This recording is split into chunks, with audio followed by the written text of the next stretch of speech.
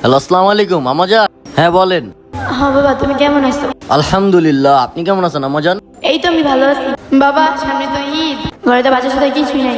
তোমার ভাই বোনরা এখনো কিছু দিতে পারি না বাবা, কিছু টাকা পাঠাও না বাবা। আমাজান, আমি তো কাজ করতেছি। মহাজন আসুক, মহাজন তো নাই। মহাজন আসুক, মহাজনের সাথে কথা বইলা আপনারা আমি জানামুনে। বাবা আমার কিন্তু ওষুধ লাগবে, একটু দ্রুত টাকা পাঠাই। ঠিক আছে, এখন আমি রাখি। আসসালামু আলাইকুম।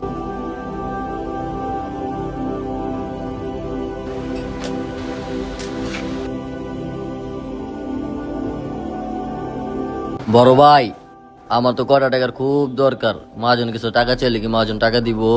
আরে বেটা, আমি 5 বছর ধরে চাকরি করি, তুই তো আইছিস বেটা হারে 3 ধরা, আর টাকা চাইলে কি টাকাটা দিব বেটা?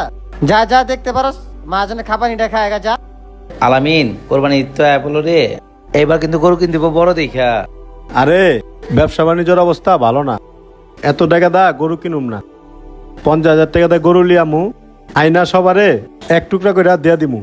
শালা কোরবানি দিব আল্লাহর নামে, আর তুই 50 টাকা গরু আনু, আমি গাড়ি করে দিয়ে পারুম না। আমি খামো কি, আত্মীয় স্বজনটা কি দিমু, আর এলাকাবাসীরা কি দিমু? ছোট গরু দিয়ে হইব? আর দামি দেখে একটা লিয়াম না বেটা। মহাজন সাহেব, আসসালামু আলাইকুম। ওয়ালাইকুম আসসালাম। কি হয়েছে তোমার, কিছু বলবো তুমি? মহাজন সাহেব, কিছু মনে না করলে কয়টা কথা কইতাম। যা বলবা একটু তাড়াতাড়ি বলো, ঠিক আছে? আমার একটু বাইরে যেতে হবে মালগুলো নিয়ে। মহাজন সাহেব, সামনে তো কুরবানির ঈদ। বাসায় অসুস্থ মা, ছোট ভাই বোন, কাউরে পারলাম না কাপড় চোপড় দিতে।